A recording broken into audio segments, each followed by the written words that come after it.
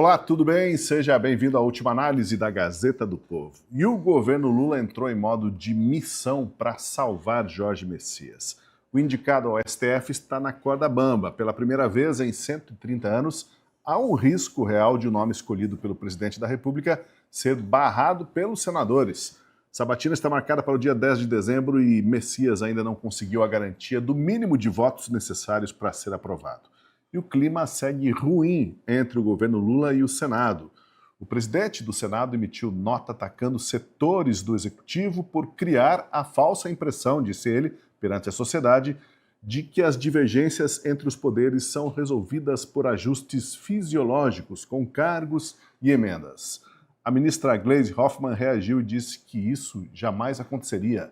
Jamais a relação institucional do governo com o presidente do Senado se rebaixaria qualquer espécie de fisiologismo ou negociações de cargos e emendas. Acredite quem quiser. O fato é que a troca de farpas tem sido pública e há um desgaste na relação entre o Senado e o governo Lula. Se não forem troca de cargos ou emendas, que recurso sobrará para o presidente tentar dobrar os senadores em favor de Messias? Será que essa briga é real ou é tudo jogo de cena? Messias vai levar um toco no Senado ou vai conseguir driblar a rejeição no corpo a corpo com os parlamentares? Para debater esse e outros temas de destaque, eu convido você a vir com a gente para a última análise, que tem aqui no estúdio a presença do Deltan Dallagnol. Tudo bem, Deltan? Bem-vindo. Olá, Tosi, Guilherme, nosso grande mestre de óculos laranja, André Marcília. Um abraço a todos vocês que estão aqui conosco, com alegria estar aqui nesse programa. Salve, Kilter, bem-vindo, tudo certo? Boa noite, Tosi, tudo certo? O teu óculos não falam, né? Não, meu óculos é normal, discreto, né? Discreto, não é... O pessoal que aparecer usa umas cores engraçadas, né? Fica diferente. Boa noite, Marcília, boa noite, Deltan e toda a nossa audiência. Agora Aê, sim, aí, ó. Salve, é o gato Marcília. em sua essência pura. Seja bem-vindo, Marcília, tudo bem? Boa noite, Tosi. Cumprimento nossos queridos Kilter e Deltan, toda a audiência. E, bom, eu não vou começar a criticar os meus colegas de bancada. Eu vou deixar, Tosi, que eles falem de mim, né? E darei beijinho no ombro para eles.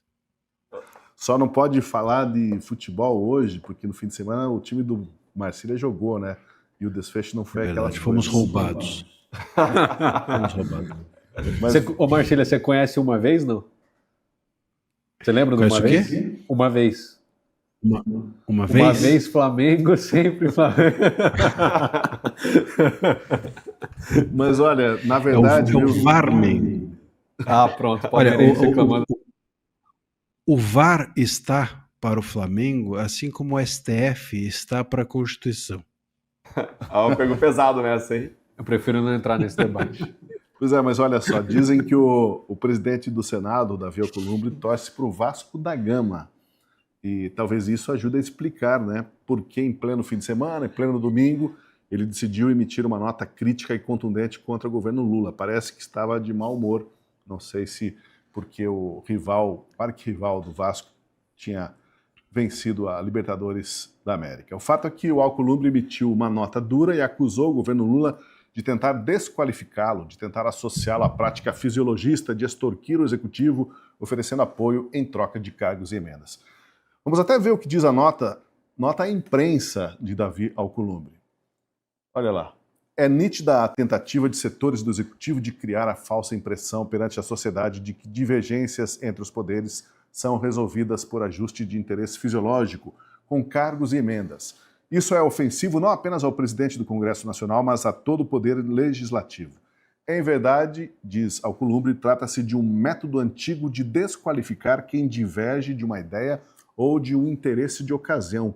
Nenhum poder deve se julgar acima do outro e ninguém detém o monopólio da razão. Tampouco se pode permitir a tentativa de desmoralizar o outro para fins de autopromoção, sobretudo com fundamentos que não correspondem à realidade. Segue a nota. Se é certa a prerrogativa do presidente da República de indicar ministro ao STF, também o é a prerrogativa do Senado de escolher aprovando ou rejeitando o nome. E é fundamental que nesse processo os poderes se respeitem e que cada um cumpra o seu papel de acordo com as normas constitucionais e regimentais.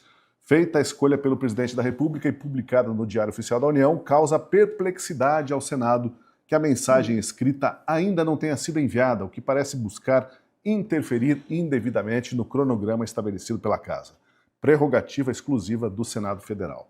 Aliás, o prazo estipulado para a sabatina guarda coerência com a quase totalidade das indicações anteriores e permite que a definição ocorra ainda em 2025, evitando a protelação que em outros momentos foi tão criticada. Portanto, diz Alcolumbre, o que se espera é que o jogo democrático seja conduzido com lisura. Da parte desta presidência, absolutamente nada alheio ao processo será capaz de interferir na decisão livre, soberana e consciente do Senado sobre os caminhos a serem percorridos, e aí assina o presidente do Senado. Bom, ele fez uma nota à imprensa, está aqui. Como imprensa, a gente divulgou a nota inteira para o senador. Bom, ele acusou aí o executivo de criar a falsa impressão perante a sociedade de que divergência entre os poderes são resolvidas por ajustes de interesses fisiológicos, né? Trocando cargos e emendas por votos por favores. Isso, vale lembrar, ele disse que é ofensivo. A gente já viu esse jogo de cena em outros períodos da República com outros personagens. No final, tudo acaba se acertando com cargos e emendas, pelo menos é o que a história brasileira mostra. Agora, eu começo aqui querendo saber de você, Deltan. O fato do Alcolumbre ter negado esse tipo de negociata com todas as letras pode levar a crer que dessa vez vai ser diferente? Quando ele expõe isso, diz que não é dessa forma que vai ser resolvido, e de certa forma ele também acaba de criar um telhado de vidro, né? Mas a gente sabe que telhado de vidro não é problema para esse pessoal, porque geralmente tem uma camada de aço por baixo do telhado, né? Tozer, quem não conhece Alcolumbre, que compre Alcolumbre se quiser. Eu não compro Alcolumbre. Lula acusou Alcolumbre de estar fazendo do Congresso Nacional um verdadeiro balcão de negócios em que ele negocia o interesse público em troca de cargos e emendas. Mas, afinal de contas, não foi sempre assim no Congresso Nacional? Não só os problemas são resolvidos com base nisso, mas também os acertos, os alinhamentos. Afinal de contas, são aqueles partidos que têm indicações para os ministérios que passam a formar a base do governo. São aqueles parlamentares que recebem emendas parlamentares que passam a apoiar o governo. É o tradicional fisiologismo brasileiro, toma lá da cá. Tanto criticado quanto radicado na política nacional há tanto tempo. Então, o Alcolumbre, quando ele reclama disso, ele está reclamando, na verdade, uma prática que ele mesmo faz. É uma tremenda hipocrisia. Do outro lado, você tem o Lula acusando o Alcolumbre de fazer isso como se o Lula fosse uma freira, como se Lula fosse um puritano, quando Lula simplesmente foi responsável pelos governos envolvidos em mensalão e petrolão, em que pior do que fisiologismo, pior do que toma lá da cá, simplesmente propinaram, corromperam, compraram apoio parlamentar e o apoio dos grandes partidos na base da propina, na base do desvio de dinheiro público. Então você tem aí uma imensa hipocrisia, Tosi, de lado a lado. Quando a gente olha para esse assunto um pouquinho mais a fundo, a gente tem que entender o pano de fundo dessa história. O pano de fundo foi essa divulgação que aconteceu pelo jornal Metrópolis de que Alcolumbre estaria dificultando a aprovação do Messias porque ele queria cargos muito poderosos. Quais seriam esses cargos? A chefia das estatais como Banco do Brasil, Caixa Econômica Federal, como Banco do Nordeste, CVM e ainda o próprio CAD.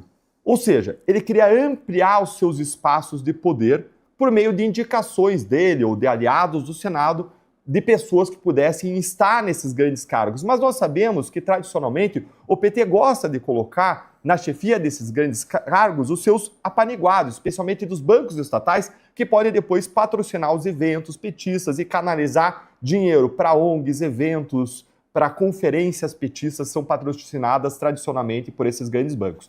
O segundo fato que está no pano de fundo disso tudo, que é muito importante, é o fato de que o Alcolumbre, com o objetivo de vamos dizer assim, dificultar a aprovação do Messias, ele marcou a sabatina no Messias agora, para a próxima semana, Tosi. De modo que não daria tempo do Messias conversar com os 81 senadores.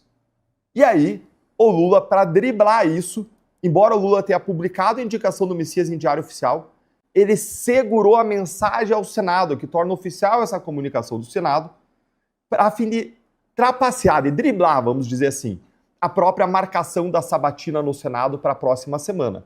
E Alcolumbre, incomodado com tudo isso, com o Lula deixando claro como é que funcionam as coisas no Senado Federal, expondo o balcão de negócios que é, ele incomodado com o Lula driblando ele, e tem o terceiro ponto, incomodado ainda com a militância petista, porque vamos lembrar que essa foi a razão da briga exatamente entre Mota e o governo, o quanto a militância petista estava expondo o Mota nas redes sociais. Então o Alcolumbre disse aqui não, e fez essa nota histórica atacando, destruindo, massacrando o Lula, mas nessa história não tem inocente, Tosi.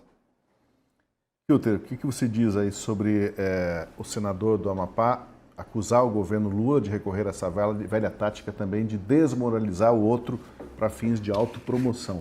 Isso é fato, né? O Deltan acabou de lembrar que houve isso com o Hugo Mota, né? Na campanha em que o PT, nós contra eles, pegaram e tentaram detonar o Hugo Mota nas redes sociais. O Alcolumbre colocou um limite, pelo menos, com essa nota aí, mas enfim, né? É briga de peixe graúdo aí, dentes afiados. O Alcolumbre se mostrou aí um verdadeiro leão para defender a sua reputação, mas um gatinho para defender as próprias prerrogativas do Senado Federal, né?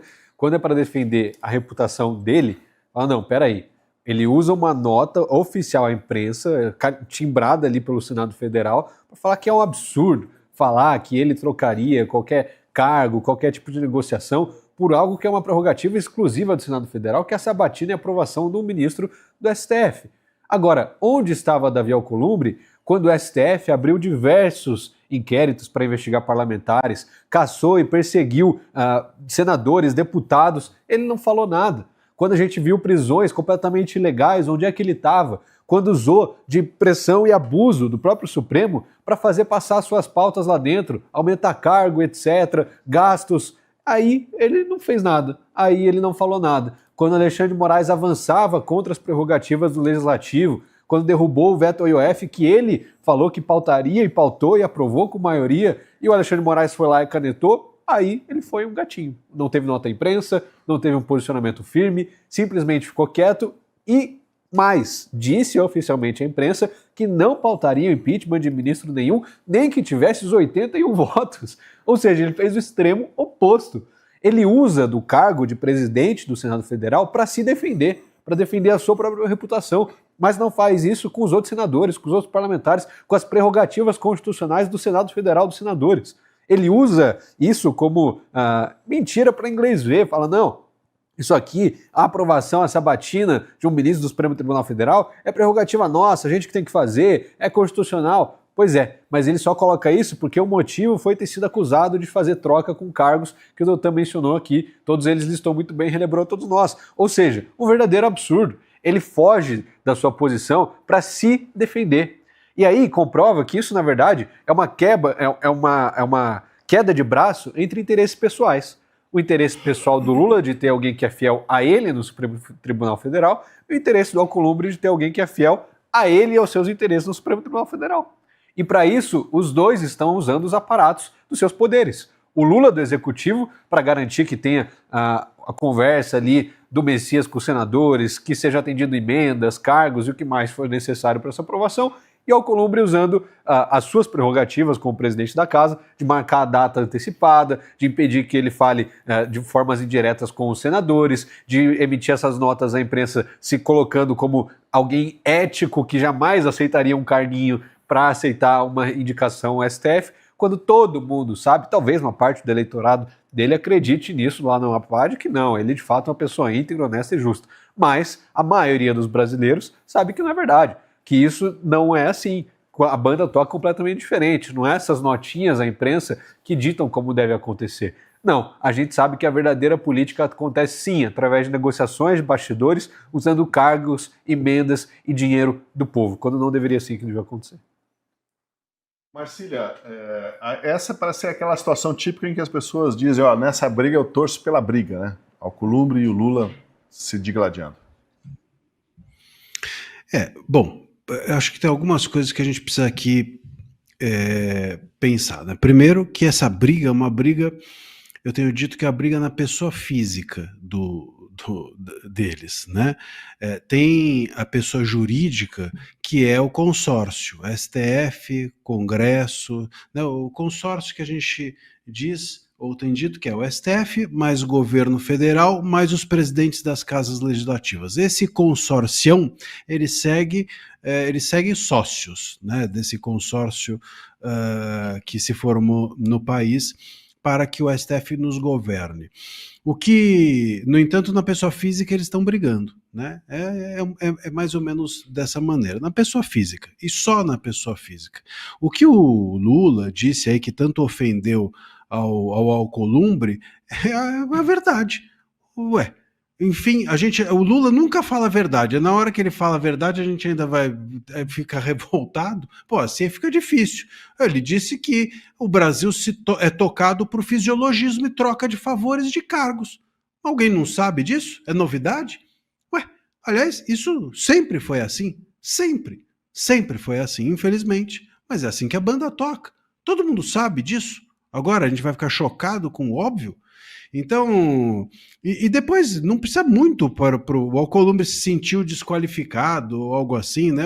Mas eu acho que o Lula não precisa fazer nada para o Alcolumbre se sentir desqualificado. Eu acho que ele próprio, pela sua própria existência, já é capaz de assim se sentir, pela visão que nós todos temos sobre como o Senado é tocado por ele. Acho que não precisaria nem o Lula dizer nada. Então, acho que esse só para a gente deixar claro aqui. Então, o que está sendo dito? O que está sendo dito, olha como o Brasil é, né? Então, está aqui o governo federal dizendo que o Congresso funciona na base de troca de favores, o que é a pura verdade, e está aqui o Alcolumbre querendo devolver para o Lula, já que ele se sentiu mal com isso, e a moeda de devolução dele é deixar o Senado funcionar como sempre deveria ter funcionado. Então, olha que loucura. O Lula fala a verdade, o Senado fica revoltado com a verdade e, de uma maneira ameaçadora, ameaça cumprir a Constituição, que é deixar rolar a sabatina como deveria ser. Como deveria ser, como a Constituição exige, que é cada um vota naquilo que deve mesmo, sem beijamão do Messias para lá e para cá, sem trocas, e assim por diante. Porque é isso que é. Cada um vota no que acha que deve votar. A gente entortou tanto o Brasil, que eles estão revoltados porque o Lula não fez um gesto afável, falou o que devia falar mesmo. E, por outro lado, o Alcolumbre quer deixar votar sem que haja uma troca ali, também fisiológica, entre o novo candidato e os senadores.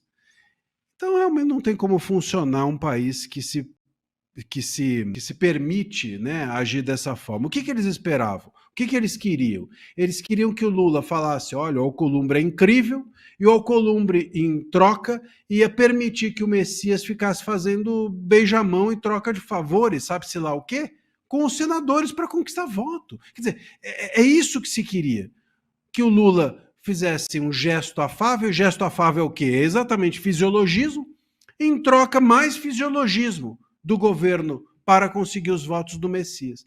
Quer dizer, e como isso não foi feito dessa forma, eles agora querem cumprir a Constituição, quer deixar o Senado votar tal como deveria a sabatina do Messias, sem uma aproximação, sabe-se lá qual seria, mas duvido que fosse republicana. Agora, sobre essa questão do Messias, especificamente no Senado, no que vai dar, no que não vai dar, sinceramente, ou o Lula é muito burro, mas muito burro, e tem uma coisa que eu acho que ele não é burro. Ele pode ser muita coisa, mas burro é difícil.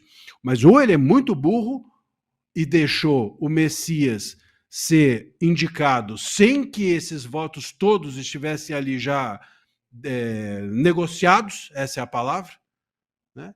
Ou então realmente aconteceu algo muito inesperado. Então, assim, esse apressamento da sabatina mostra que o Lula ele preparou-se mal para essa sabatina. Ou é isso, ou a gente está aqui discutindo favor para cá, favor para lá, picuinhas, mas o Messias está aprovado. Então, assim, independente dessa briga, ou o Messias está aprovado, ou o Lula realmente foi muito, mas muito burro de colocar essa indicação para frente sem que os votos todos estivessem conquistados, vamos chamar assim.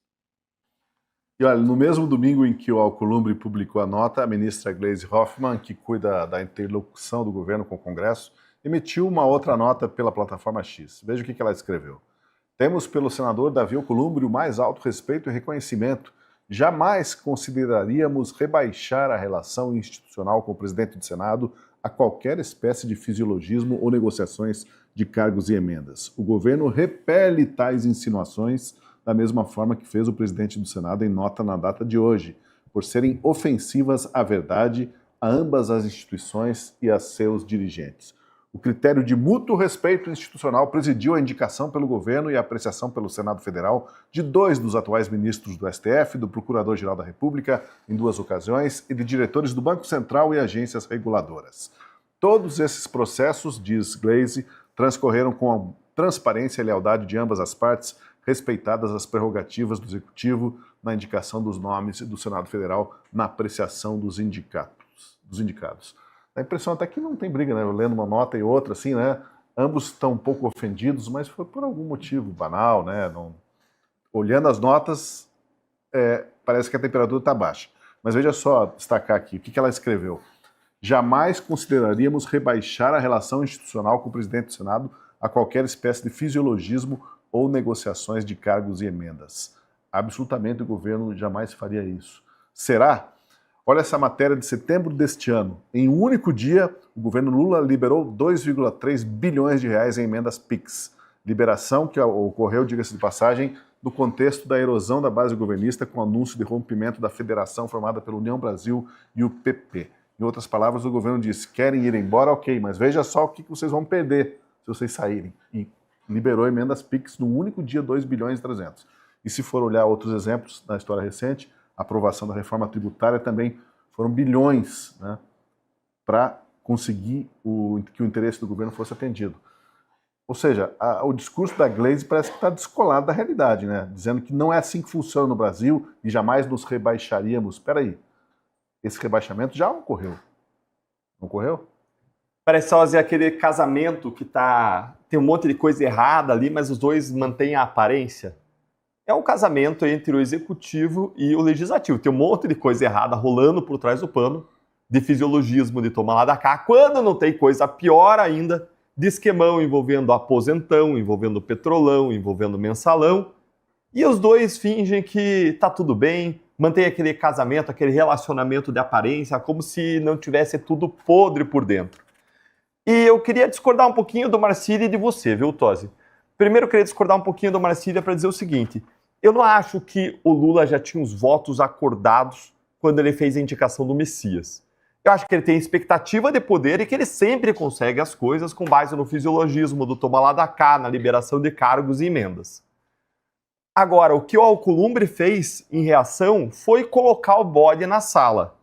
O que eu acho que aconteceu, a partir da minha leitura, o Alcolumbre pensou, olha, eu queria insistir que ia ser o Pacheco, quero lutar pelo Pacheco. Agora, se o Lula quer passar o Messias, meu amigo, a fatura vai ser muito alta, bem mais alta do que sempre foi, e colocou o bode na sala dizendo, olha, não vai passar, vou lutar contra, para aumentar o preço do seu passe. Essa é uma expressão que a gente usa em negociação, né? O cara bota o bode na sala para depois tirar. Ele colocou o bode dizendo, não vai passar de jeito nenhum, para que aí o Lula, preocupado com isso, abra as comportas dos céus, o que na política ali significa abra as comportas do Tesouro Nacional com as emendas e abra as comportas dos cargos públicos para essas pessoas que ele objetiva ali conquistar ou reconquistar. É aquele casamento ali de aparência em que o marido e a esposa fingem que está tudo bem e o marido negocia as aprovações ali com a esposa, a continuidade, dando joias, dando presentes, né? É uma relação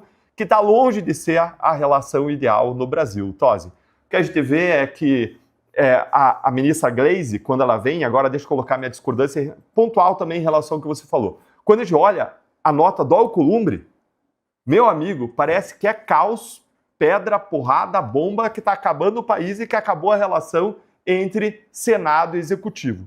O que parece, lendo a nota, é que o Senado está se rebelando contra acusações gravíssimas que o Executivo está fazendo de coisas altamente imorais. Que ele sabe que não é nada disso, mas quando você lê a nota é o que parece. Por outro lado, quando a gente vê a Gleisi vindo com aquela nota branda, baixando a cabeça, é praticamente um sinal ali do mundo animal. É alguém aquecendo, se colocando abaixo, se subordinando ao outro, se colocando debaixo da liderança, porque quer alguma coisa, quer passar o Messias, quer diminuir o atrito, quer ser gentil. E aí, fingiu de conta que não tomou uma imensa porrada, foi lá, abaixou a cabeça e disse, não, a nossa relação sempre esteve a mil maravilhas, de modo altamente contrário ao que o Senado tinha acabado de dizer por meio da nota do seu presidente. No fim das contas, é tudo jogo de cena dos dois lados. Pensar que eles estavam falando no domingo, né? Então, o domingo, eu já disse que o domingo do Alcolumbre não foi muito bom, por ele sendo vascaíno, enfim. A Glaze, acho que, se não me engano, torce para o Coritiba. Então, ela não estaria tão, assim, frustrada. Mas o Marcília foi citado e pediu ali uma parte, então, antes de eu ver você. Pelo menos a Glaze acertou em alguma coisa a torcer para o Curitiba. Ah, pronto. Eu vou usar uma imagem aqui um pouco mais vulgar, se vocês me permitem, do que a usada pelo Deltan. Isso parece coisa de corno manso, sabe? Aquele cara que não... O cara sabe que é corno, mas... E ele não vai fazer nada, mas ele se sente na obrigação, o pessoal cobra, sabe?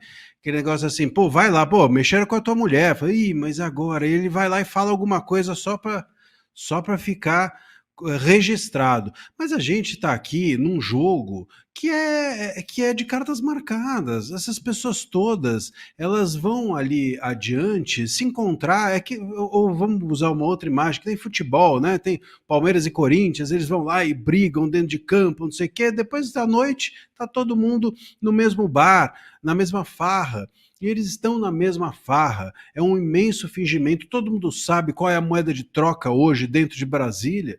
Todo mundo sabe, seja para aprovar ministro, seja para conquistar cargo, seja para conseguir maioria no Congresso, seja, infelizmente é assim que funciona. É assim que funciona. Não queiram agora, né, nos dizer que o Alcolumbre está querendo defender a institucionalidade, porque não é verdade. Por trás dessa nota há um projeto pessoal, infelizmente. Por trás dessa nota não há defesa do Congresso, a defesa dos interesses dele que não foram atendidos. Da mesma forma que o Lula está denunciando o fisiologismo do Senado ou do Alcolumbre, não porque ele é contra o fisiologismo, mas porque ele quer expor o outro, já que a troca ali não chegaram a um consenso sobre o que deveria ser feito. Né? Então, é isso que a gente precisa traduzir isso para quem nos ouve, para não achar que existe santo nessa briga, porque ninguém ali é santo nessa briga. Todo mundo sabe exatamente o que está acontecendo, a meu ver. Agora, o que é interessante, ou vai ser interessante, é perceber se eles vão ou não rifar o Messias. O Messias, se ele vai entrar de gaiato nessa briga, e eu acho que essa briga vai custar muito, mas muito caro ao Lula, se ele permitisse não resolver essa pendenga com o Alcolumbre. Porque você ter um ministro rejeitado, bom, isso sem dúvida alguma é algo que vai ficar na história do Lula, e vai ficar, óbvio, na história do Messias, e vai fortalecer o Congresso. Eu tenho dito que um Congresso que é capaz, um Congresso que está dormindo nesse momento, debaixo da cama de medo do STF, um Congresso que se coloca fortalecido a ponto de rejeitar um nome como Messias, amanhã está o povo batendo na porta e fala, pô, mas se vocês rejeitam o Messias, por que vão aceitar o Pacheco? Se vocês rejeitam o Messias e o Pacheco, por que não tiram o ministro por impeachment? Então, é um jogo perigoso para todos eles. Para todos eles. Para o Alcolumbre. Um Senado que é capaz de tirar o Messias é capaz de tirar um Alcolumbre. Você entende? Um Senado que é capaz... quer dizer, é um pouco isso. Eles vão contar, se eles tirarem o Messias, eles vão dizer ao povo que eles têm esse poder. Hoje o povo não espera nada dessa legislatura do Senado. Se esse Senado entregar alguma coisa, sabe? É que nem pai e mãe, vou fazer uma outra analogia, eu estou cheio das analogias, cada vez elas vão ficando mais sofisticadas. Eu comecei no vulgar, agora vou chegando num pouco mais de requinte, mas é que nem pai e mãe, quando chega para o filho e pensa 2 vezes antes de entregar um presente. Pô, se eu entregar um ótimo presente, amanhã eles vão querer mais um, e mais um, e mais um. Se o Senado mostrar serviço agora, é capaz de o povo começar a acreditar que eles são capazes de mostrar mais do que eles estão mostrando. Isso pode ser uma vantagem, vamos dizer assim, para os senadores, mas para o presidente da Casa Legislativa, que tem feito do seu ofício reter, conter e deter os senadores, isso pode ser muito perigoso para o Alcolumbre e também para o Messias e também para o STF. Um Senado que é capaz de botar água no chope dos outros é capaz de tudo. Deixa eu complementar essa analogia do casamento do Deltan. Discordar um pouco, acredito que não é um relacionamento marido e mulher do Lula, do governo federal do Lula, com o Alcolumbre legislativo. Acho que é um relacionamento de amante mesmo. Afinal de contas, o Lula é casado com o STF, né? Já falou que sem o STF ele não governa. Então essa é a relação matrimonial fiel e que existe uma aliança declarada de ambas as partes. Ele trata mais o legislativo como amante mesmo, né? Estão juntos quando convém, e aí quando o Lula paga ali as emendas e para o legislativo agrada, eles vão lá e aprovam. Então é uma relação de conveniência. Se convém para os dois, a gente está junto. Se não convém, estamos separados. É isso que está acontecendo. Mas no fim do dia, a fidelidade de ambos é sempre ao STF. Essa que é a realidade. Tem um furo nessa tua analogia, hein? Porque o Lula disse que tem muito homem que ama mais a amante do que a mulher, não é? Aí é com ele. Aí é com ele. Não fale por mim. Divididos entre 2 amores, né? Olha, por falar em casamento e analogias, agora Dona casamento Flores da e os vida 2 maridos. É por aí. Falar de casamento, de analogias, vamos agora casamento para valer, ou não é para valer, não sei. O ministro do STF, Gilmar Mendes, pôs fim ao casamento de quase 20 anos com Guiomar Feitosa. Os dois viviam uma história de amor há quase 50 anos, bem mais, desde a juventude. Mas parece que o romance teria esfriado. Agora, a ex-esposa do ministro voltou até a adotar o nome de solteira, Guiomar Feitosa, não é mais Guiomar Mendes. Curiosamente, porém, os dois fizeram o anúncio da separação no fim de semana, mas disseram que continuam amigos, tudo certo, e para provar que a amizade é a mesma, estão viajando juntos para a Europa. Perguntar não ofende. Eu quero conversar com Marcília. Marcília, essa separação seria uma tentativa de vacinar os negócios do casal contra a Lei Magnitsky, que avista-se no horizonte, né? Será que agora ela vai ser poupada por uma eventual Lei Magnitsky, já que está adotando o nome de solteiro e não tem mais nada a ver com o Gilmar Mendes, apesar de viajarem juntos? É a famosa viagem de despedida, de separação, dor cruel no coração. A gente não pode, né, Tosi, descartar que a possibilidade de realmente os pombinhos terem acabado. Tudo acaba, né? Até o amor acaba. Então, o Gilmar Mendes não é mais aquele jovem bonitão que ele era, né? O Deltan tá rindo, mas eu tô falando...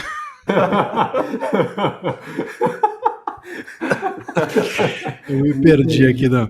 Mas o Gilmar Mendes não é mais aquele jovem guapo, né, como diziam os espanhóis, e nem a Guiomar tem a mesma cutis. O tempo passa, né, e a gente às vezes perde o amor, né? O amor, ele vai-se como um cisne, né? Um cisne que parte do cais, né? E nos deixa todos carentes daquela mesma capacidade de amar. Então, eu não descarto. Pode ser que também o Gilmar agora queira curtir um pouco a solteirice, né?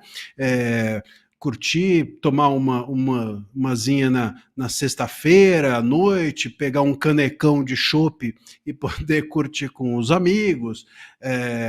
Enfim, a gente tem que entender, essas coisas acontecem com todo mundo, até com os ministros.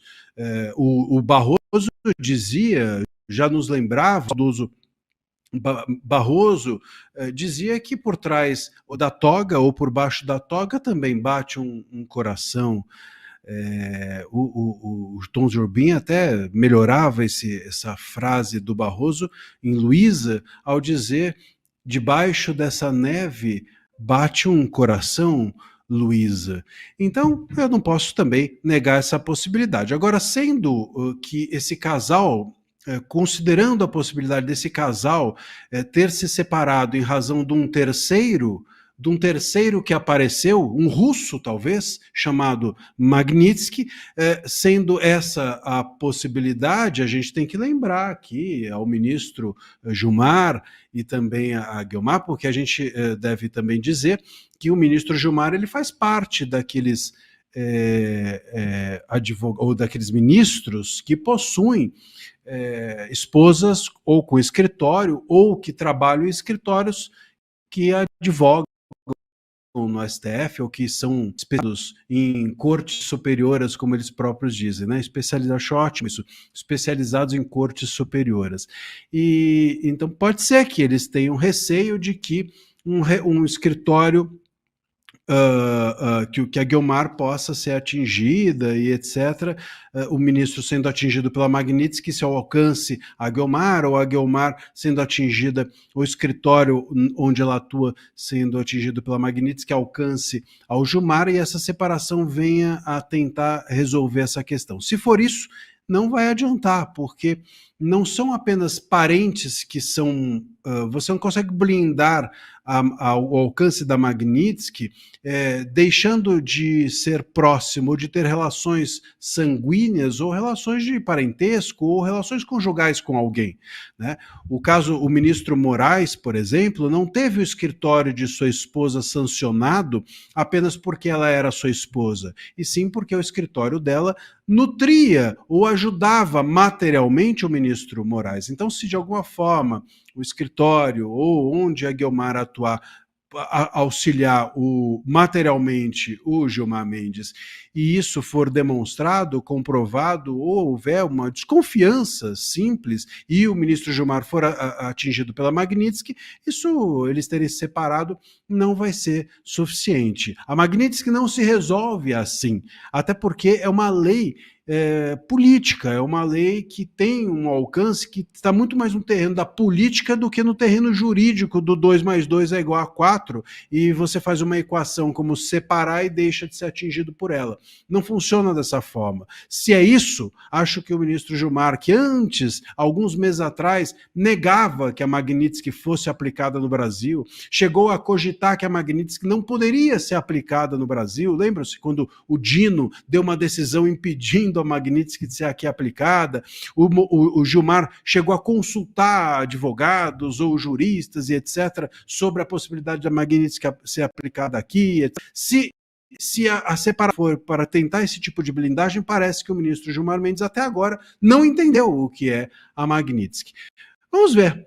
Eu torço para que ambos se recomponham e possa ser uma questão real, né? Eles possam ter sinceridade nesse divórcio e quem sabe essa viagem que eles fizeram agora à Europa possa ser possa, quem sabe, até não ser apenas uma recaída, que também ocorre. Quem nunca, né, esteve solteiro e não teve uma recaidinha pela sua ex? Pode ser que seja isso, quem sabe os pombinhos voltem ao seu ninho.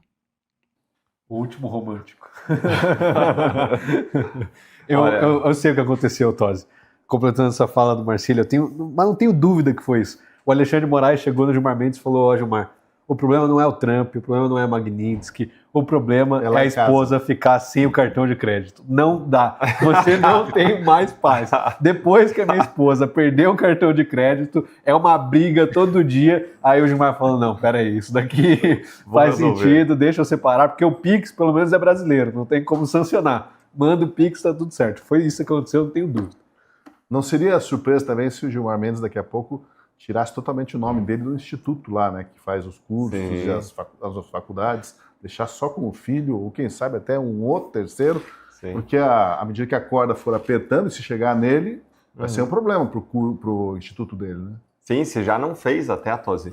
Eu fiquei um pouco preocupado com o Marcília, para ser bem franco com você, porque eu já vi por muito menos alguns responderem a inquéritos, até serem denunciados por piadinha com o ministro Gilmar Mendes perante o Supremo Tribunal Federal sem nem ter foro privilegiado. Então eu fiquei um pouco preocupado com o Marcília. Marcília, queria me oferecer para ser teu advogado às vezes, interromper você, dizer que você tem o direito de permanecer em silêncio ao longo das suas falas, tá? Eu fiquei surpreso também, porque jamais um ministro do STF faria uma coisa dessas. Esse caso tá cheio de coincidências apenas. Veja só, uma grande coincidência, ou peculiaridade, curiosidade desse caso, é o fato de que a vida íntima do casal diz respeito só aos dois. Uma eventual separação, junção, o que quiserem fazer, diz respeito aos dois.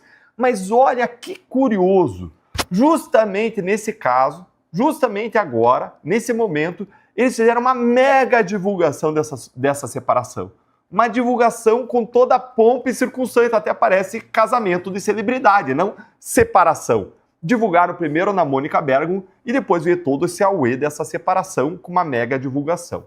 Uma outra coisa que chama a atenção, peculiar, mas certamente é apenas uma coincidência, é que isso veio depois da condenação do Bolsonaro, quando se volta a cogitar estender as sanções da Magnitsky para o Gilmar e para sua família. E também é coincidência que isso vem logo após a sanção do Alexandre de Moraes, da esposa do Alexandre de Moraes e do Instituto Lex, assim como, de modo extensível, aquelas empresas em que eles têm participação superior a 50%, incluindo o escritório da advocacia. Tudo é uma grande coincidência. Afinal de contas, um ministro, Tosi, Marcília, Guilherme, um ministro do STF, que representa a lei, representa a ordem institucional, ele jamais praticaria uma fraude patrimonial, qualquer tipo de fraude, de negócio jurídico simulado, com o objetivo de se proteger de sanções aplicadas legalmente por qualquer país que fosse. Eu duvido que faria isso. Da mesma forma como os ministros do Supremo jamais abusariam do seu poder para determinar a parada de investigações contra suas esposas pela Receita Federal. Eu não consigo imaginar jamais que eles instaurariam inquéritos ilegais com esse objetivo também. Kilter, você não tem tanta experiência assim nas coisas do amor, né, por tua idade? Ainda se bem que isso aí não quer dizer nada, né? Ixi. Por que o assunto virou eu? O que dizer? Vamos continuar falando. Pode continua, mas eu quero ouvir mais. Não, vamos lá. Continua, Tati. Pelo menos Jovem pela inocente. quilometragem, né? Imagina-se que a sua quilometragem não seja assim tão vasta, tão extensa, mas o fato é que analisando o Eu amor... recolho o direito de ficar em silêncio. Depois explica, eu quero uma legenda. O que isso quer dizer com quilometragem, Tosi? É porque a quilometragem, teve uma namorada, teve uma segunda, depois teve uma paquera, etc. E vai se acumulando ao longo do tempo, né? Para alguns não, alguns são mais contidos, como Gilmar Mendes, por exemplo. Ele acabou se casando com a Guiomar, que foi amor da faculdade dele, 50 anos que se conhece. Então, de forma trágica quase, né? Quando se trata de coisas de romance, acontece isso, né? Vem um belo dia, acorda dizendo, acho que a gente precisa Meu primeiro amor. Continuar amigos.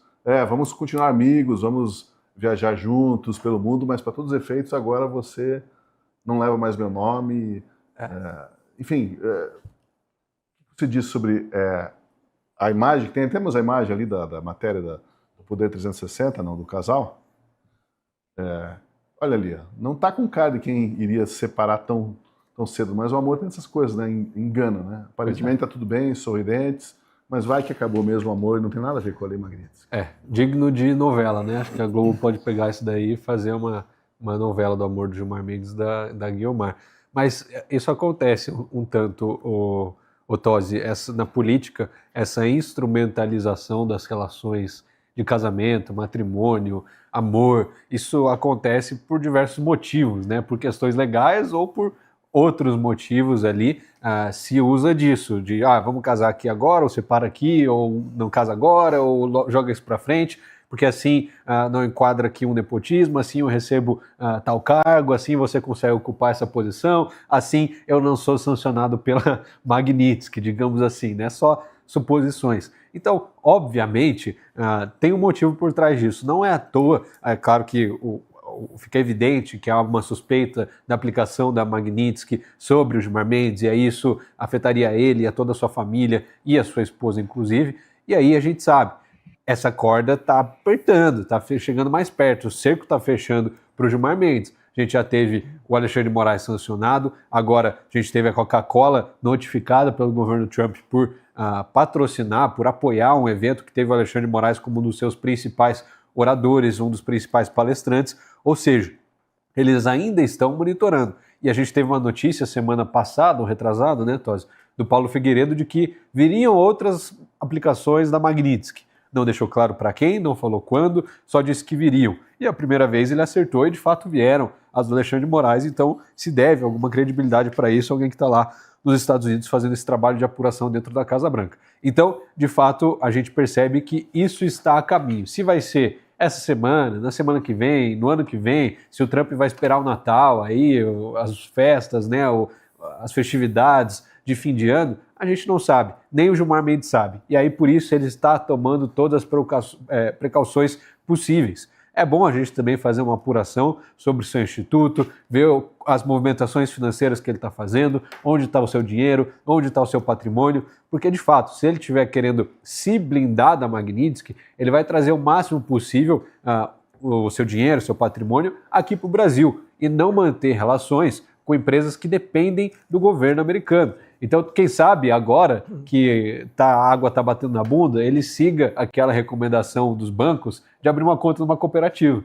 que ali não tem risco de sanção, ali o dinheiro dele fica tranquilo. É interessante para ver. Vamos acompanhar o caso, mas de fato, me parece sim que ele está tentando escapar dessa sanção da Magnitsky e a esposa dele, relação de longa data, não deve ter problemas em topar isso daí, já que são parceiros há muito tempo e agora estão viajando juntos, fazendo um mochilão pela Europa, né, depois de tanto tempo juntos, comemorando aí tem a despedida de solteiro e agora a despedida de casamento, né? Essa eu nunca vi. Tem que falar com um advogado aí do ramo de família, de divórcio, ele já viu um divórcio tão bem feito assim, em termos tão bons, né? Eu acho um tanto quanto raro, mas quem quiser tentar aí, vai que ele contrata o escritório da esposa do Alexandre de Moraes também para fazer esse divórcio aí, né? Olha, eu só fiquei numa dúvida e eu queria pedir ajuda do pessoal que está nos assistindo para vocês nos dizerem qual seria o nome dessa novela. O Gui falou que dá até para fazer uma novela da Globo com esse nome.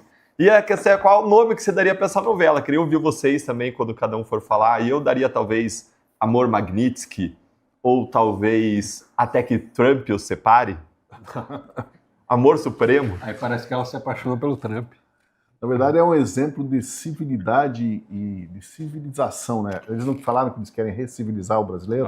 Então o Gilmar Mendes diz assim, olha como é que funciona uma separação. A gente separa, mas continuamos amigos, viajamos juntos, de vez em quando troca uns selinhos, talvez, né? É a vida que segue. Quem quiser acreditar, que acredite. Falou... Se quem fizer essa série for a Globoplay, o Gilmar vai ser o Lázaro Ramos. Que falta conhecimento. Falta conhecimento. Quem é Lázaro Ramos? Guilherme Kilter. Não, sei quem é. Aquele é o ator da Globo lá, eu sei quem é, mas não entendi a conexão, a piada. Não, porque toda a série é sempre o Lázaro Ramos que faz o ator. Sempre são os mesmos atores. Tá certo. Ou Wagner Moura. Dependente da idade. Eu sei o que é, Tosi. O Gilmar, ele quer se candidatar pelo PSOL. E aí tá casado há tanto tempo, pega mal, entendeu? Você precisa de um negócio mais progressista ali, um fim do matrimônio e tal, para avançar nisso. Acho que faz todo sentido. Eu acho que nós, como analistas e aconselhadores de casais aqui, estamos uma lástima hoje. Não, alguém há de salvar esse casamento. Oi. Agora, a gente está aqui falando, mas, é claro que é um fato pitoresco, né? E é uma coincidência muito grande esse momento, né? Um casal tão antigo. Mas vamos lá, né? Realmente, assim, não vamos desconsiderar. Eles têm 50 anos de casados, uma hora pode acontecer, realmente, sobretudo, veja, a Magnitsky, ela pode ter servido não para uma estratégia, mas pode acontecer deles terem separado pela pressão, até mesmo, né? Os relatos que nós escutamos, eu não quero aqui parecer ingênuo, mas a gente tem que considerar a possibilidade, né, da pressão que está sendo feita nesses ministros servir para que eles, enfim, se perturbem uns com os outros a ponto de não ficarem juntos, né? Isso não é de se desconsiderar. Deve ser uma tragédia você hoje, dentro desse contexto, tentar manter uma relação saudável ali com um desses ministros que estão na boca do lobo. A gente lembrar isso também, né, Marcília? Deve ser extremamente estressante você manter uma relação dessa, porque quando o Gilmar Mendes sai na rua ele é vaiado, é xingado, o povo tem altos vídeos na internet, até quando ele vai para Nova York, para Portugal, um brasileiro reconhece ele, começa a xingar, vaiar. Então, assim, não deve ser uma relação muito tranquila. Amor, vamos passear no parque hoje? Não rola. Vamos no restaurante tal que a gente gosta? Não vai dar. Vamos pedir aqui em casa, vamos fazer. Então, tem isso. Mas esse estresse já vinha de antes, né? Já vinha de antes. Teria que ser desculpa já há muitos anos já para acontecer isso. Só aconteceu agora por coincidência, como disse o Deltan, por causa da Magnitsky, mas enfim, assuntos de casal, né? O Trump que entenda lá, o Marco Rubio, se eles realmente estão de fato separados, mas é difícil imaginar que, olha, a lei Magnitsky chega para o Gilmar, mas não mais para Guiomar, que tem outro sobrenome agora. Seria muita ingenuidade achar que isso iria ludibriar alguma autoridade americana, né? Sim. Olha só, o deputado Alexandre... Diga, Marcílio, antes de mudar aqui. Não, acho que uma sugestão ao Rubio é ficar vasculhando, talvez, chats de namoro, ver se encontra lá o Gilmar uma semana, se encontrar, porque realmente separou. Líder do Supremo. Vai, quais seriam os apelidos do... Aí você me compreende. Que nickname você acha que o Gilmar entraria num chat desse? Eu consigo imaginar alguns, mas nenhum que me livre de um inquérito e uma denúncia no Supremo. Olha só, se o senador Moro tá pegando um processo por causa daquela piadinha, por muito menos. Nós contamos quantas piadas hoje aqui, então, lascados. O deputado federal Alexandre Ramagem, que está exilado nos Estados Unidos, desafiou hoje o ministro Alexandre de Moraes a pedir a extradição dele. Veja só o que disse o Alexandre Ramagem.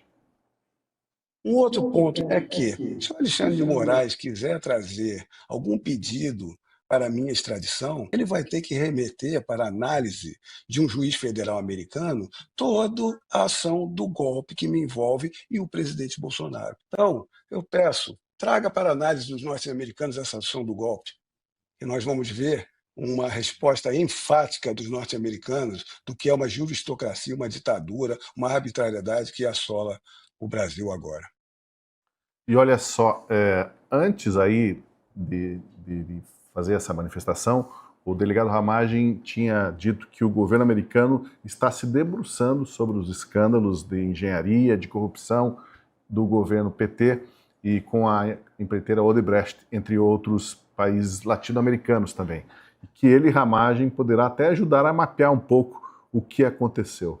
Essa presença do Ramagem nos Estados Unidos pode ter um efeito ruim para efeito dos interesses do governo Lula e até para os ministros do Supremo e toda essa teia de interesses que existiu entre poderosos da América do Sul de esquerda e dinheiro, recursos de empreiteiras, recursos desviados da corrupção? Sim, não, Tosi. O Ramagem é alguém altamente qualificado, um delegado de Polícia Federal que entende de crime, entende o que aconteceu no Brasil, entende de processo, é alguém altamente qualificado para sentar à mesa junto a autoridades do governo Trump e explicar o que aconteceu, o que está acontecendo no Brasil de uma forma que dificilmente alguém que não tem a vivência que ele tem conseguiria explicar. Então, sim, no sentido de que Alexandre Ramagem ele tem conhecimento jurídico, de informação, de realidade do Brasil para esmiuçar os abusos e o tamanho dos abusos e o tamanho das frestas que existem, das frestas entre a realidade e a lei no governo Lula, no STF, em tudo o que vem acontecendo no Brasil. Agora surgiu uma especulação de que porque Ramagem tenha seu passado na ABIN, ele teria uma série de informações de inteligência para passar para os americanos. Eu não acredito nisso, porque alguém que atuou do nível dele, com o compromisso que ele teve, compromisso com o Brasil e teve acesso a uma série de informações estratégicas, eu acredito que ele vai manter a estrita confidencialidade disso e não vai passar nenhuma informação para frente. Então eu não dou muito crédito para essas especulações sem base em evidência de que Ramagem poderia quebrar o seu dever de sigilo, de confidencialidade, seu dever patriótico, até de responsabilidade, de lealdade com o Brasil e passar para frente qualquer tipo de informação estratégica brasileira. Especialmente quando isso fica só no terreno da especulação. Jamais eu consigo ver uma concretude nisso. Agora, de outra parte, Tosi, eu concordo totalmente com a Ramagem. Eu torço que o governo brasileiro, torço que Alexandre de Moraes peça extradição no Ramagem, torço que isso aconteça. Porque a gente vai ver lá no processo perante o juiz imparcial federal americano as ilegalidades sendo expostas de modo escancarado para os Estados Unidos e para o mundo. Toda essa discussão vai acontecer lá. Mais ainda, quando a gente olha para Alexandre de Moraes, a gente vê um histórico de pedidos feitos com burlas aos canais oficiais. Ele intimando americanos por e-mail, mandando comunicações por e-mail para cidadãos brasileiros e americanos dos Estados Unidos. Ele fazendo intimação de empresas americanas por Twitter, pelo X. E mais, nós vemos ainda ele levar à frente pedidos de extradição e pedidos para os Estados Unidos inexequíveis. Teve uma reunião tempos atrás entre a Polícia Federal Brasileira e o FBI, em que a Polícia Federal Brasileira perguntava quais os caminhos para buscar extradição em relação a determinadas pessoas. Os americanos perguntaram o que eles fizeram, os brasileiros contaram, e aí os americanos disseram, peraí, mas isso aí é só liberdade de expressão, isso aí não vai dar seguimento, a gente não está interessado nesse tipo de caso.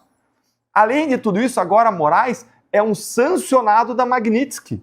Ou seja, qualquer juiz federal americano vai tomar isso como um pedido de intimação que vem dentro de um contexto de perseguição política alegado pelo réu Ramagem lá nos Estados Unidos, mas dentro de um contexto em que a gente tem o ministro que busca essa extradição sendo alguém sancionado por violações aos direitos humanos. E para fechar, Tosi,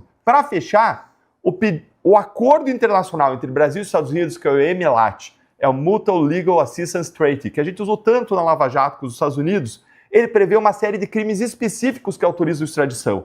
Dentre esses crimes não está crime de golpe de Estado, não tem abolição violenta do Estado Democrático de Direito. O que tem lá é crime de dano, que poderia ser imputado ao Ramagem, mas que o Congresso Nacional suspendeu a análise desse crime em relação ao Ramagem, porque teria acontecido depois da posse dele ou da diplomação dele como deputado federal eleito. Ou seja, não existe um fundamento jurídico nem no tratado internacional. Então o que era mais é que Alexandre de Moraes mande esse pedido para os Estados Unidos para expor para o mundo, para os Estados Unidos e para o mundo, reforçar e ter uma discussão lá imparcial, sóbria, sólida sobre os abusos que vêm sendo praticados no Brasil. Pois é, esse caso do Ramagem, eu até cheguei a ler hoje, foi apurado pela CNN, hoje durante o dia, de que os ministros STF, ou STF, né, estaria cogitando bloquear as redes sociais do Ramagem, logo depois desse desafio aí do Ramagem ao ministro Alexandre de Moraes para que ordenasse, né, a sua prisão, extradição, etc., pedisse isso aos Estados Unidos. E aí eu acho até curioso, né, porque nessas horas o STF vaza isso para a imprensa ou informa isso para a imprensa como se fosse um ator político, como se fosse a Glaze emitindo uma nota sobre a relação com o Senado ou a Columbre falando alguma coisa. Não, gente, o STF tem que se basear na Constituição, tem que ser acionado por alguém, tem que ser provocado. Não é assim de, estou cogitando bloquear as redes do Ramagem. Pelo amor de Deus, eles já não escondem mais, já não tem mínima decência de tentar dar uma desculpa, tentar dar uma justificativa. Não, solta aí para a imprensa que eu estou cogitando bloquear as redes do Ramagem só para ele ficar quieto, para dar um cala-boca nele. Meu Deus do céu, isso é ditadura pura. Só falta o ministro Alexandre de Moraes agora ter a sua assessoria de imprensa, o seu gabinete ali que vai fazer as articulações políticas e aí começar a dar as ordens para o resto do Brasil, porque, beleza, a gente tem visto rotineiramente o ministro Moraes, o STF como um todo, abusando de seu poder, né? Bloqueando redes sociais, prendendo parlamentares, caçando parlamentares. Só que uma coisa é você fazer isso acionado, você anunciar, você fazer... Agora, soltar para a imprensa uma possibilidade de que, estou cogitando bloquear, hein? Avisa ele aí para ele ficar... Pelo amor de Deus, em que momento que a gente se acostumou com isso, com uma Suprema Corte que passa recado para a imprensa de que pode punir um parlamentar que está exilado nos Estados Unidos simplesmente porque deu na telha, deu vontade. A gente está considerando bloquear ele aqui. Não é assim. E, novamente, se eu for apostar, eu boto todo o meu dinheiro apostando que vai ser uma decisão monocrática do ministro Alexandre de Moraes, falando que ele continuar com as redes sociais é uma ameaça ao Estado Democrático de Direito e toda essa groselha de novo, vai colocar do 8 de janeiro, porque ele já está condenado, vai querer silenciar ele igual está silenciando o Bolsonaro. E o Bolsonaro não foi só condenado, ele está sendo silenciado, é diferente. O Lula foi condenado e preso, mas em nenhum momento ele foi silenciado pela Lava Jato. Hoje, o Jeffrey Schickini, nosso colega aqui de bancada, ele fez uma publicação comparando os dois casos. O Deltan até pode falar um pouco mais sobre isso, como foi na Lava Jato. Na Lava Jato, em nenhum momento era cerceado o direito de se expressar. O Lula foi condenado? Foi preso? Foi, mas não perdeu as redes sociais, não perdeu o direito de visita, ele recebia e mandava informações constantemente. Hoje o Carlos Bolsonaro publicou na sua rede social de que a família do Bolsonaro já tem 2 dias que não recebe notícia sobre ele. Olha a diferença, que absurdo. O Bolsonaro já está sem rede social há muito tempo, desde que ele está em prisão preventiva domiciliar, com a justificativa simplesmente de que, de novo, toda essa groselha do Estado Democrático de Direito, as instituições e o golpismo articulado pelo Bolsonaro. E continua, ele já foi condenado, já foi preso e continua sem rede social, sem poder receber visita direito. Agora cabe ao Alexandre de Moraes controlar as visitas também na prisão, como controlava na casa dele. Isso é uma ditadura, é um regime. Se você troca ali o nome do Alexandre de Moraes por Maduro, é completamente incrível de que é um ditador ali fazendo essas coisas. Isso é inadmissível. E aí, passar isso para a imprensa. Não, vou bloquear aqui a rede social do Ramagem. Pelo amor de Deus. Por quê? E aí a gente tem que se perguntar qual que é o motivo. Por que que o Alexandre de Moraes, por que o STF quer bloquear a rede social do Ramagem? Ora, preste atenção então no que ele está falando. Ele está dizendo algo que de fato pode incomodar. E vem cá, não é puro simplesmente atentar contra o Estado Democrático de Direito. Não. Se ele está exilado dos Estados Unidos, os Estados Unidos deu proteção para ele, é porque eles estão reconhecendo que alguma coisa foi violada, algum direito foi violado. Vale a gente lembrar também que na semana passada, a OEA, o Tribunal lá, Internacional de Direitos Humanos, já pediu explicações ao STF sobre as condenações do 8 de janeiro. Se foi devidamente seguido o processo legal, direito à ampla defesa, se eles foram notificados, se eles tiveram tempo para se defender, como foram feitas as condenações, as prisões preventivas. Agora eu quero ver o Alexandre de Moraes explicar para o Tribunal, para a Corte Internacional, como que ele conduziu esse processo. E espero que ele tenha que se explicar, não só por tudo que ele fez com os presos do 8 de janeiro, mas por tudo que ele está fazendo até hoje. Talvez não tenha que se explicar para nós, para a população brasileira, talvez nem para o Senado que vai cobrar explicações dele, mas tenho certeza que no juízo final ele vai reprovar um pouco ali da justiça que pertence a Deus e não aos homens. Então, essa explicação, uma hora ele vai dar, se não a nós, em algum momento. Agora, Marcília, do ponto de vista do rito jurídico, não é uma coisa assim que depende do gosto, da vontade do Alexandre de Moraes. Se ele fosse seguir como tem que ser o processo pós-julgamento e condenação, ele vai ter que em algum momento, teria que em algum momento pedir a extradição do Alexandre Ramagem, né? O Ramagem está desafiando o Moraes a fazer isso, e daí a gente pensa, ele tem essa possibilidade de decidir o que pede, o que não pede, se pede extradição, não, desse aqui eu vou deixar de lado. Se fosse um julgamento, se fosse algo que estivesse seguindo todo o rito, o devido processo legal, ele teria que pedir essa extradição. Mas a questão é, ele vai ter a coragem, ele vai se atrever a pedir, correndo o risco de ficar exposto? Ele tem que pedir. Ele tem que pedir a formalização da extradição. É a única forma de fazer com que o Ramagem, enfim, possa voltar, vamos dizer assim, ser forçado a voltar ao Brasil. Agora, o Moraes também não tem a opção de não pedir. O Moraes sabe que não vai ser concedido. Todo mundo sabe, né? Mesmo o Moraes. Ele não tem... a não ser que ele acredite mesmo. Já aconteceu, né? A gente já teve uma situação com o caso Rumble, em que o Moraes acreditou que a decisão dele valia nos Estados Unidos. Vamos ver se ele acha que a decisão dele vale nos Estados Unidos sem um pedido de extradição. Mas eu acho que essa ficha caiu para ele, até porque ele já tentou fazer isso com o Alan dos Santos, tomou uma portada na cara, e os Estados Unidos deram uma lição de moral no Moraes, né, dizendo que aqui são só palavras, quando a tentativa de extraditar o Alan dos Santos foi feita. Então ele sabe com quem ele está mexendo lá, e sabe muito bem que isso não vai acontecer. O que eu no entanto, acredito é que o Moraes não pode abrir mão. Se o Moraes chegar e falar assim, eu sei que não vai ser concedida aqui a extradição, então não vou nem pedir, bom, aí o Moraes também deixa de fazer a sua função, e acho que ele vai exercer a sua função até o fim, até para jogar bomba para os Estados Unidos. Falar, fiz minha parte, os Estados Unidos é que são fascistas, aí ele vai fazer o discurso dele, o Lula vai equacionar, a Gleisi, o Lindenberg, eles vão fazer a folia que eles têm que fazer. Então, creio que vai ter que pedir a extradição. O problema é esse, para pedir a extradição, Como o Ramagem estava falando, lá nos Estados Unidos, para haver o pedido de extradição, é necessário que você entregue o processo, os autos. E se o Moraes entregar os autos, a gente vai ver pela primeira vez os autos, né? Porque até agora a gente não tem acesso a esses autos. Então, acho que esse passo é difícil. É muito provável que o Moraes entregue um pedido que os Estados Unidos, inclusive, entendam como insuficiente. Vão dizer, ó, não está tudo aqui.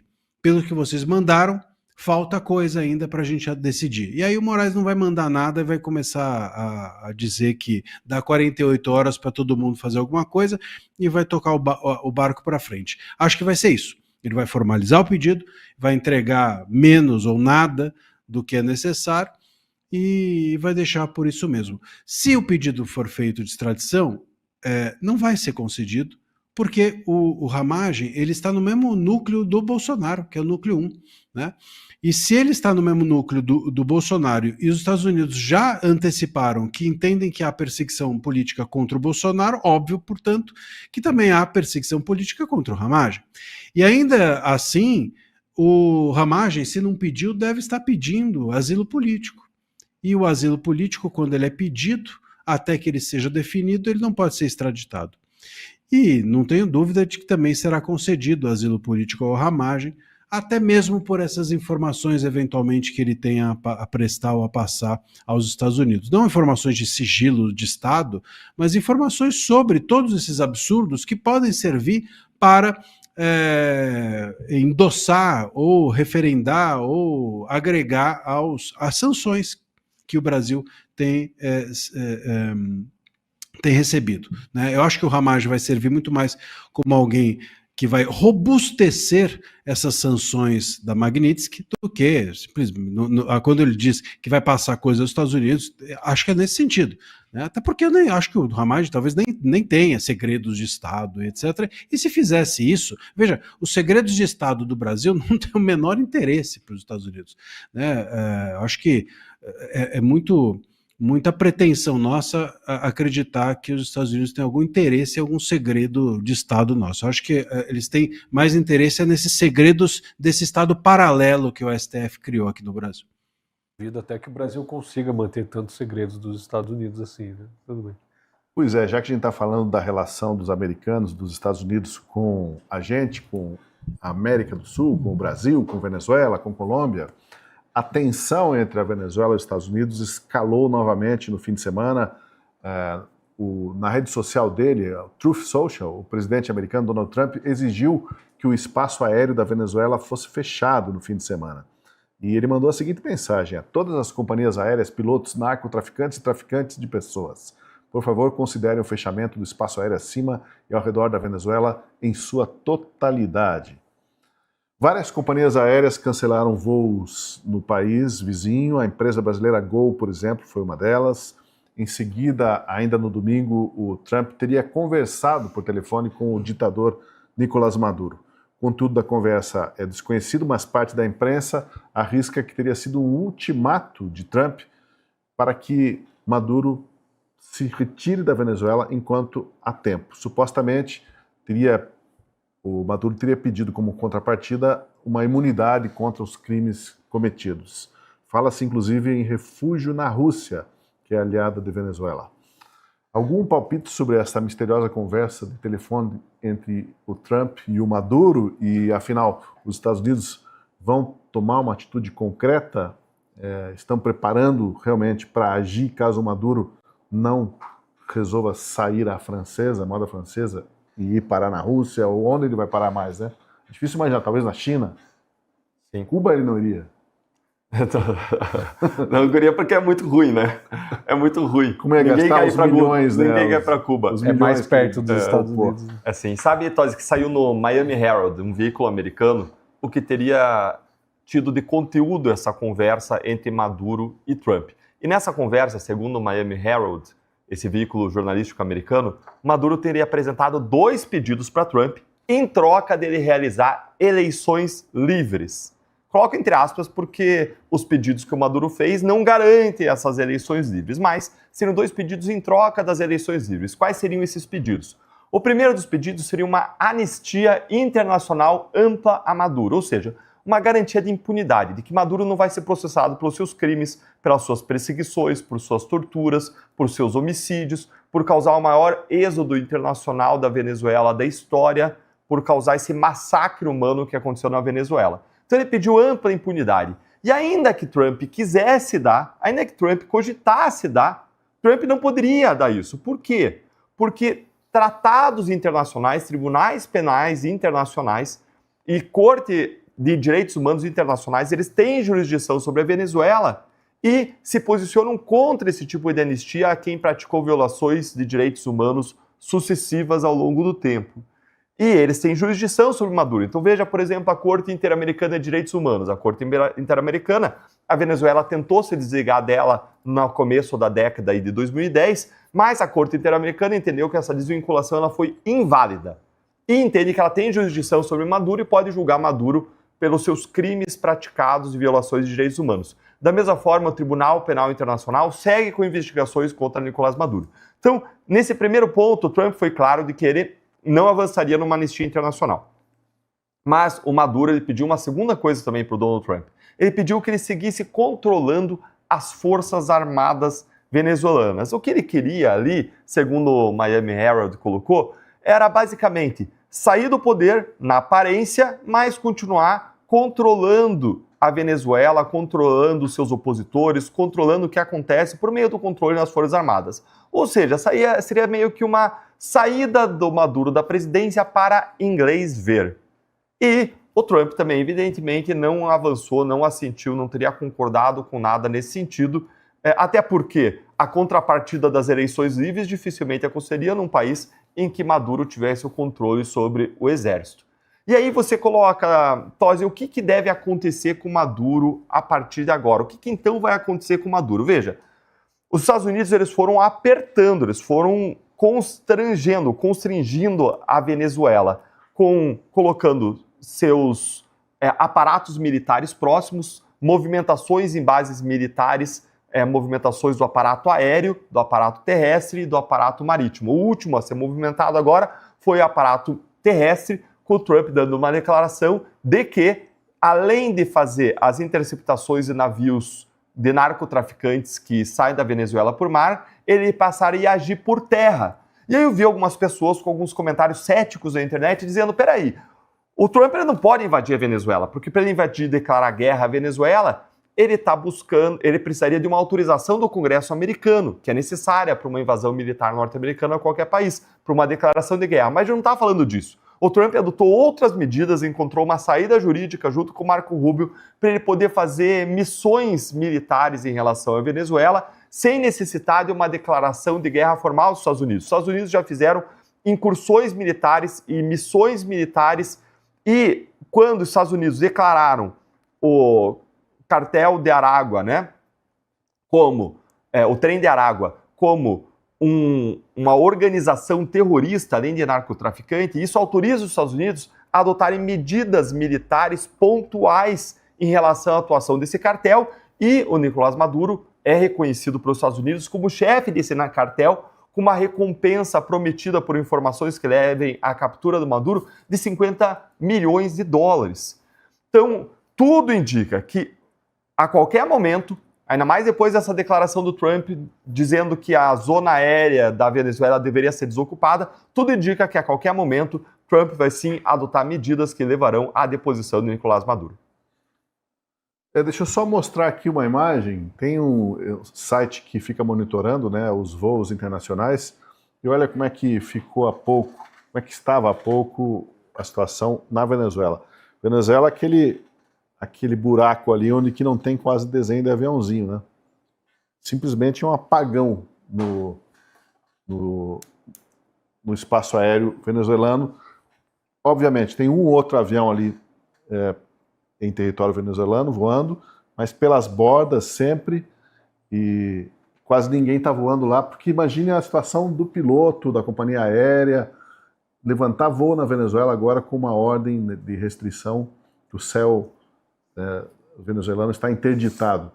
Se eles veem o que está acontecendo com os botes, com os barcos que ficam drogas para os Estados Unidos, deve ser uma decisão de alto risco, né? Falar assim, eu vou voar, vou desafiar a ordem do Trump. Então, deixa eu acrescentar, teve em um dia, agora, depois dessa declaração do Trump, cerca de 7 decolagens e 7 pousos apenas no aeroporto da capital do país num dia inteiro. 7 pousos, 7 decolagens. É nada para um país dessa dimensão. Basicamente, aviação privada e aeronaves nacionais.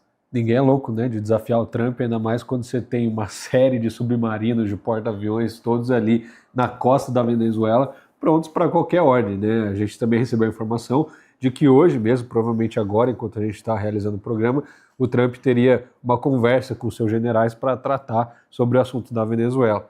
Aí se vem uma ordem de ataque ou não, só Deus sabe, né? O modus operandi foi muito parecido com o Irã. Na verdade, com o Irã foi até mais rápido e mais silencioso. Ele não moveu tantas tropas, foi só os aviões ali, porque é muito distante.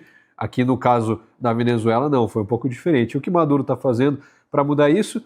Bom, hoje ele fez mais um daqueles seus comícios, né? Uma reunião com seus apoiadores, se dá para chamar assim, e ele dançou um remix pedindo a paz, mais uma vez, né? Eu imagino a reunião, a ligação do Trump com com o Maduro, ele atendendo e cantando Imagine, né, pro Trump, fala, eu não vou nem me arriscar aqui a cantar, mas essa... Esse momento, você vai Não, cantar, vai ser legal. Eu vou manter a compostura aqui, em outro momento eu arrisco.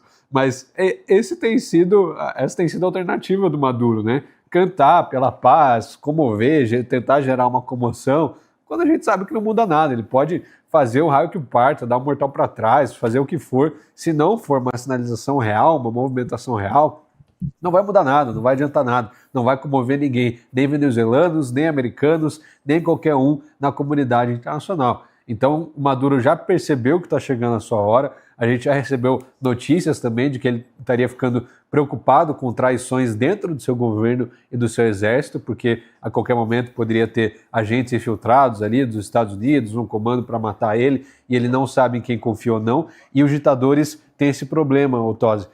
Eles mantêm por perto só quem eles confiam muito. E mesmo assim, ainda tem essa série de desconfiança, porque quando o seu governo funciona única e exclusivamente na base do medo e da coerção, isso volta contra você, né? Então, se as pessoas perdem o medo de você porque elas têm medo mais de outra pessoa do que de você, acaba o seu poder. E é o que está acontecendo nesse caso. Quando o Trump coloca uma série de porta-aviões ali na costa e ameaça atacar a Venezuela para depor o Maduro do poder, os militares ali que respondem ao Maduro começam a ter mais medo do Trump do que do próprio Maduro, e aí uma traição, uma desobediência fica iminente, e a lei não garante puramente a ordem, porque o Maduro já tratorou completamente a qualquer resquício de lei, constitucionalidade ou justiça no seu país. Então agora ele está colhendo aquilo que ele plantou há muito tempo e vai ter que responder pelos seus atos. Se vai fugir para a Rússia, para a China, se vai fazer uma nova eleição, se vai sair do poder, se vai fugir para o Brasil, já pensou?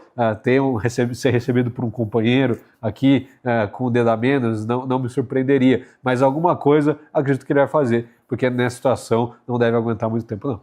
Qual que era a música mesmo que ele cantava? Imagine. Como é que é essa música mesmo? Eu não lembro. Também não lembro, é do John Lennon. O Marcília sabe, é da época dele. Agora, Marcília, é preciso ficar atento também aos céus do Brasil. Vai que daqui a pouco decola um avião da FAB lá para atravessar o espaço aéreo que está interditado da Venezuela para fazer uma missão de busca e resgate, né? E se for, vai em sigilo e com a Janja dentro. O avião da FAB, né? Eu tenho... Aliás, me surpreende que até agora alguém não tenha... do entorno do Maduro, que ninguém tenha ainda traído ele, né? Eu esperava que isso tivesse... Eu acho que os Estados Unidos também esperavam que isso tivesse acontecido já há algum tempo, né? Acho que a fidelidade do entorno do Maduro a ele é invejável até, né? Era para ele já estar rifadíssimo. Por muito menos em outros países por aí isso aconteceu. E de fato, ditadores têm muito problema de confiança. Ditadores têm muita dificuldade de ter um entorno sólido. Por isso a dificuldade que a gente tem visto, por exemplo, para completar os assessores de gabinetes de certas pessoas, inclusive. Agora, houve um relato, né, até de que nesse final de semana, de que ele teria pegado, o avião do Maduro teria ido para a fronteira com Roraima, ali em Santa Helena, o Airã, e é uma fronteira terrestre e que se atravessa inclusive a pé.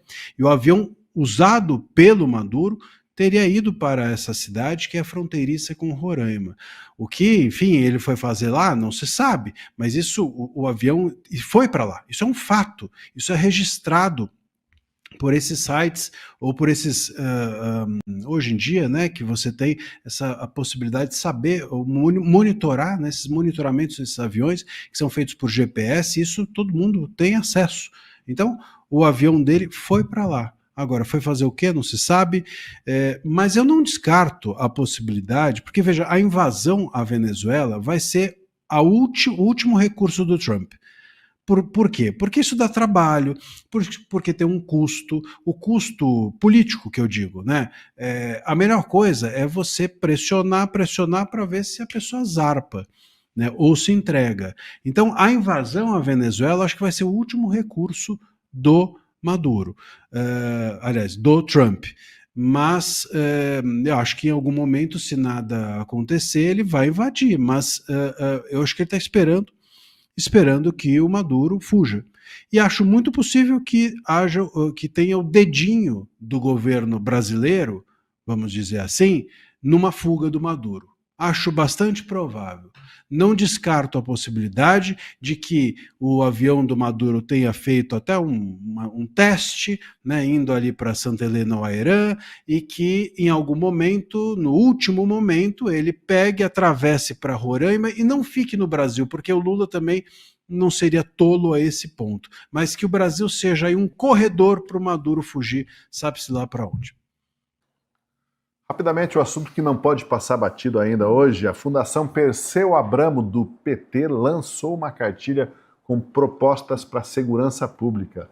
Está aí a capa da cartilha. Dentre as propostas está a recriação do Ministério da Segurança e a criação de uma Guarda Nacional Civil para gradativamente substituir a atuação de militares em situações de GLO, Garantia da Lei e da Ordem.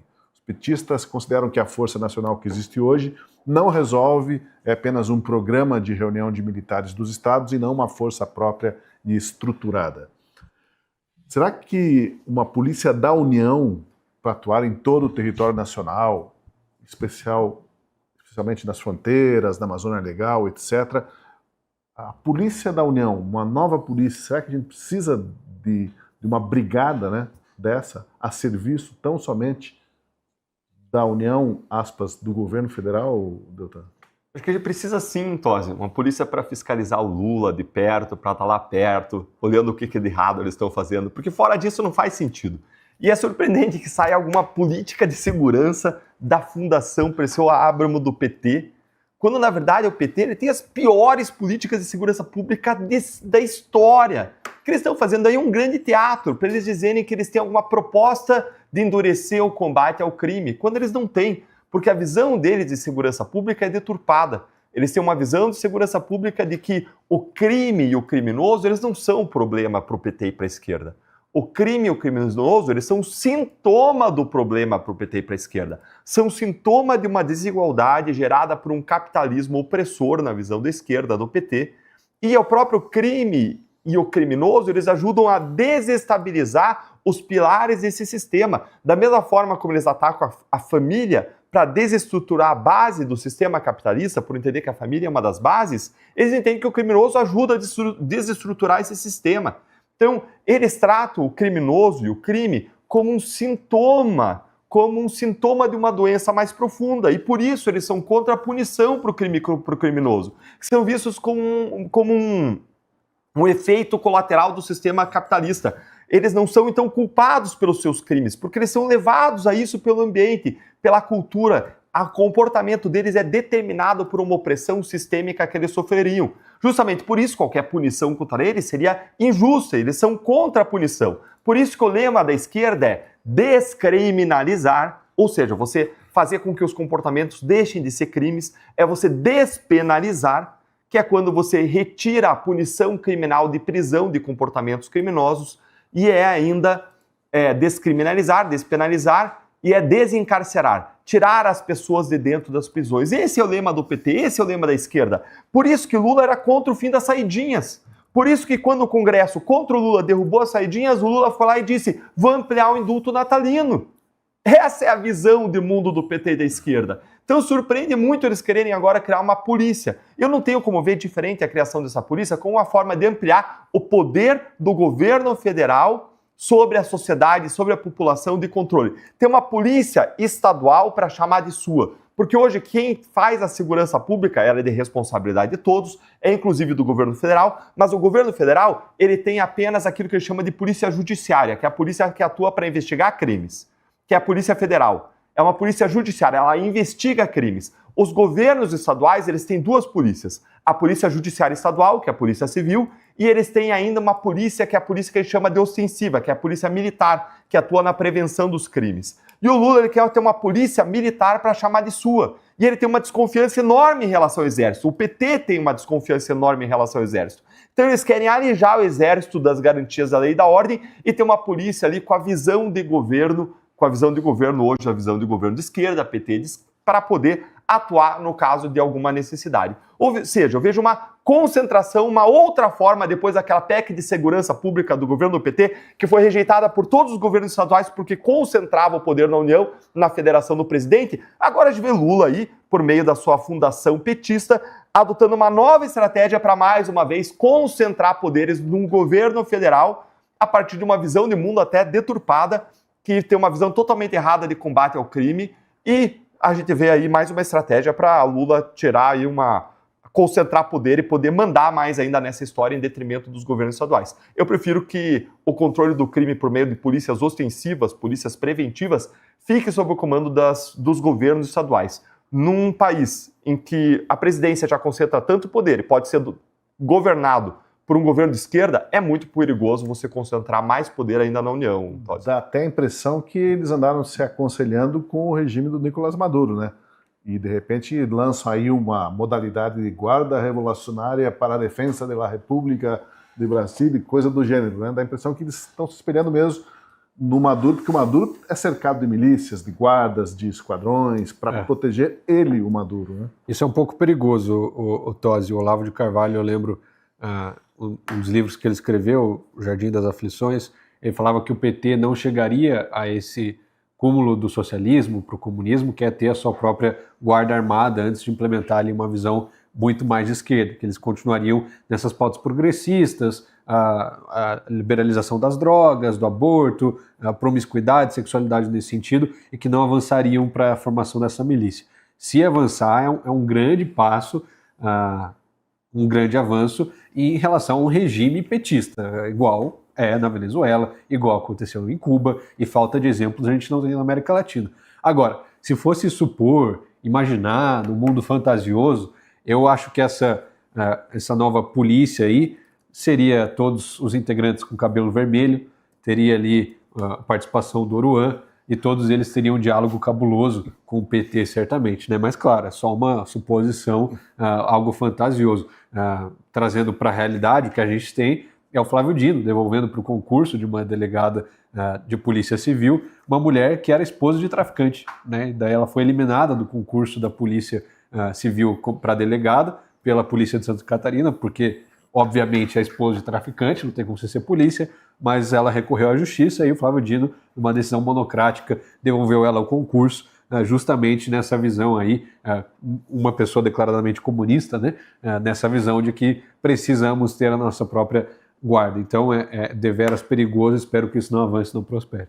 Para Marcília, lembrando que houve uma guarda republicana famosa, que foi a guarda republicana do Saddam Hussein, né? Era a milícia, a força de elite do exército americano, que iam fazer em picadinhos americanos, né?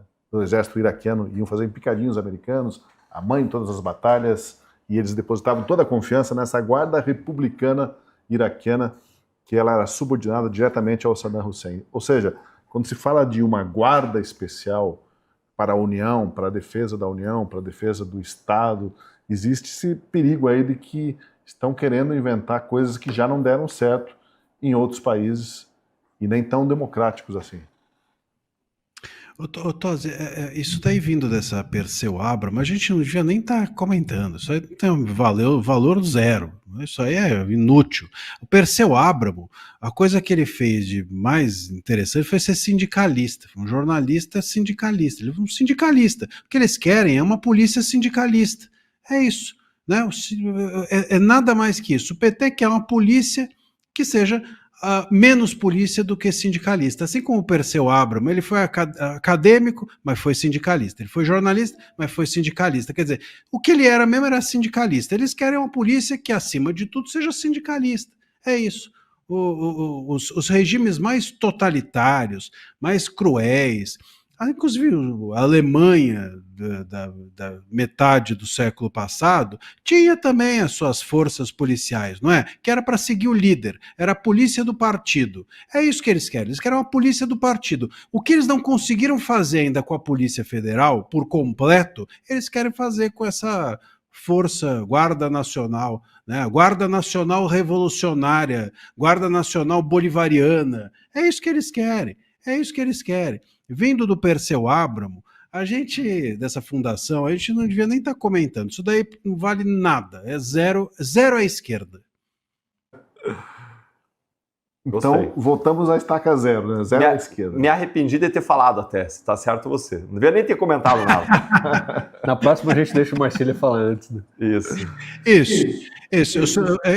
Eu fiquei tão empolgado que estou sendo censor agora. É a Abramo, não, mas então. a opinião de vocês... Abramo, mas é Abramo. Opinião... Diz Marcílio. É Abramo o sobrenome dele, né? Marcelo, você conhece melhor aí. Abramo. A opinião de vocês é muito válida. O que não é válido é a ideia. Bem, eu quero agradecer a participação de vocês, ao debate de hoje, e vamos ficar monitorando os céus da Venezuela aí para ver se o Maduro pega logo um avião e se despede dos ares sul-americanos. Vamos monitorar, vamos acompanhar. Os céus do Brasil é que a gente precisa monitorar, para ver se ele não vem para cá, que essa é a tragédia. É, boa. Obrigado, Marcília. Até o nosso próximo encontro. Obrigado, doutor Leol, Guilherme Kilter, especialmente a você que acompanha a Última Análise. E fica o convite para ser assinante e apoiar o jornalismo da Gazeta do Povo. Aproveite a promoção R$ 1,90 por mês. R$ 1,90 por mês é muito pouco e você dá o apoio para o nosso jornalismo.